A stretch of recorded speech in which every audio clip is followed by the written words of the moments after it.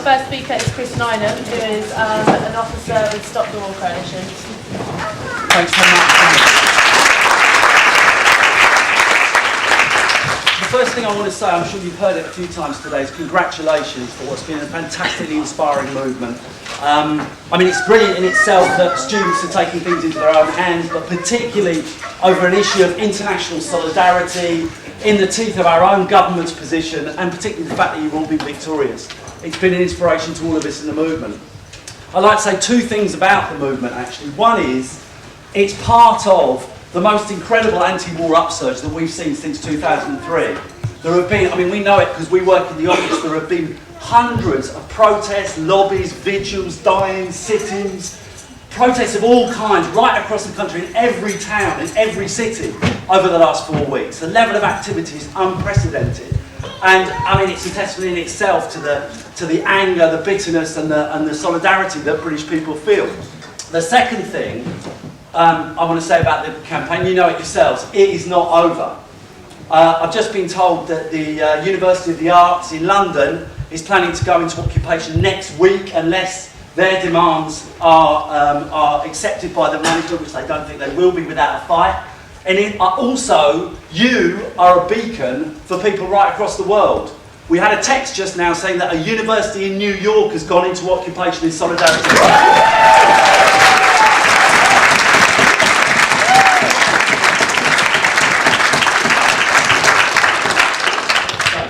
Well done. I just want to say a few things, a few suggestions about where to go forward and how to link in with the wider movement. First is, and I'll go on to them each in turn, but the first thing is, I think it's very important that we do recognise the occupations keep going, and that we say any university that anywhere in the country, or FE, that hasn't won the demands that we're putting out in the Charter, or you're deciding in the Charter, should fight for those demands and if necessary go into occupation. That's point one.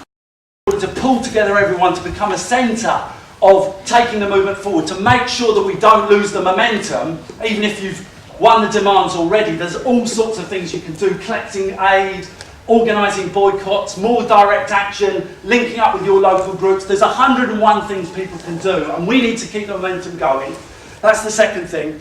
Set up anti-war, stop the war groups, and make sure you have big meetings. We can get you speakers, we can get you, speakers with profile and knowledge and so forth who can come along and speak if you just contact Stuart in the office. The third thing is to begin building, begin mobilising, begin organising now for two major events that are taking place in a very, very short period of time at the beginning of April, which is going to be a hot week, we hope, not just in Britain but across Europe, because the G20, the leaders of the world's most powerful countries who have backed this war, who are causing economic carnage across the world as well, are meeting in London. Barack Obama's coming as well on April the 2nd.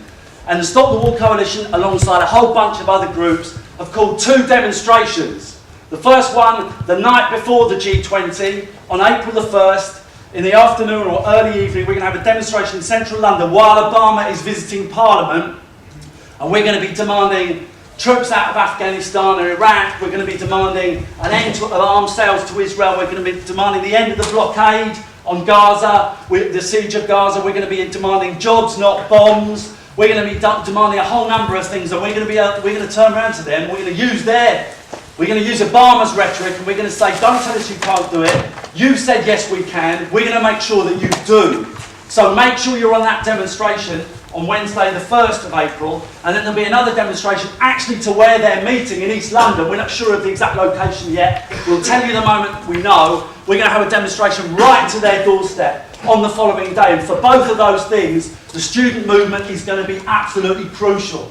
So that's the other thing I want to talk about briefly, and I just want to say a few things generally about having done some of these meetings and talked to all of you and been involved in the wider movement, a few things that are important about what's happened recently. The first is, I think one of the secrets to the rage that people feel about Palestine, which in some ways has taken us all by surprise, let's be honest, one of the secrets has been, of course there's the outrage, the sense of just the brute horror of what's gone on, but one of the things has been the collusion of the Western governments in the Israeli actions and the Israeli aggression. I mean, the silence that we've had from our government, from the US, the lack of any sense of outrage. If this had been any other state in the world attacking a defenceless group of people like the Palestinians in Gaza, there would have been howls of outrage from what is laughingly called the international community. That hasn't happened, but worse, there's been no action. The diplomats, the British diplomats in Israel haven't been withdrawn. The trading links between Britain and Israel haven't been broken. The arms sales, incredibly, the arms sales that Britain is involved in with Israel haven't even been mentioned, haven't even been discussed. It's not even on the table. And I think this is one of the reasons that people feel so angry. And in fact, what's happened is Miliband has been making comments about Israel being a democratic and a fair and a progressive state. Gordon Brown's gone to dinner with Netanyahu and actually accepted his praise as being a friend of Israel. And of course in the United States, Condoleezza Rice has abstained on a vote even for a ceasefire during the occupation. And I think this is one of the reasons why people are so angry, and rightly. And it's also one of the reasons why it's important that we get to the G20 particularly. This collusion is not an accident. That actually what's going on here is that the silence, the lack of criticism, is because Israel is actually the West's main ally, particularly the US's main ally in the Middle East. It's an agent of the whole project for the United States and the other Western powers to control the Middle East, which they regard as the most important area of the globe because of the oil, essentially. I mean, that's true, but that is really what is going on here. And I think more and more people are waking up to that fact. And therefore, I think it's important that we recognise that we continue the campaign in solidarity with the people of Gaza. And we broaden the campaign, we do everything we can, but we also link it in to the wider issue of the fight against the war on terror and the fight against the whole project for the new American century. And I think that's crucial, and that's why I think the Stop the War network and the Stop the War organisation is so important. We don't want to be isolated. We don't want the campaigns to be picked off one by one. Oh, that's the Palestine lobby. That's the people campaigning over Afghanistan. The same people who are supporting Israel in the Middle East are preparing at the moment a massive escalation of the bombardment and the military occupation of Afghanistan, including the British government, including Barack Obama, disgracefully. America is going to send, in the next few months, 30,000 more troops to continue the massacre in Afghanistan, and Britain's going to send thousands as well. And we have to link these two things. We have to link these issues. Otherwise, we'll be much less powerful. And that's why I think all of these things are so important. And finally, I would say this, that I think one of the things that's really this whole campaign and everything you've done and the massive demonstrations that we've had, which, as I say, have been the biggest anti-war demonstrations since 2003, one of the things that these have brought home to me is that there is a mood for change around the world and in this country.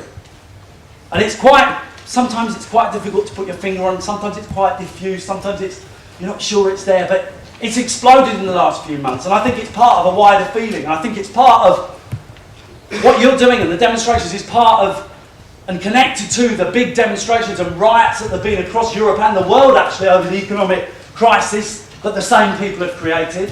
I think it's also connected to the mood that has brought Barack Obama into office. Whatever our criticisms, and I think they're very real criticisms, Barack Obama is now President of the United States, and I don't think the US is going to abandon its imperial ambitions just because they got a new president. I don't think we should believe that for one moment, but nevertheless, the fact that the American people elected him, not just the fact that he's the first black president, but that he was perceived as being someone who would turn the tables on the Bush era, someone who would end the war on terror. That's how a lot of people saw him, and the fact that happened is a source in itself of inspiration. And I think what we have to do in the next few weeks, the next few months, is rise to the level of that anger and that feeling for change, that desire for change, and try and mobilise it, try and keep it in the streets, try and keep it focused in order to make it effective. That's really, I think, what the task is ahead of us, and that's why I think what you're doing is so important, but that's why it's crucial that we continue to mobilise. That's why it's crucial that we do bring together all the different strands of anger and the different issues that people feel so strongly about. And that's why we need to be outside the G20 in our thousands and our tens of thousands, so that the world leaders know we're here, know we're angry, and know we're going to bring change. Thank you very much.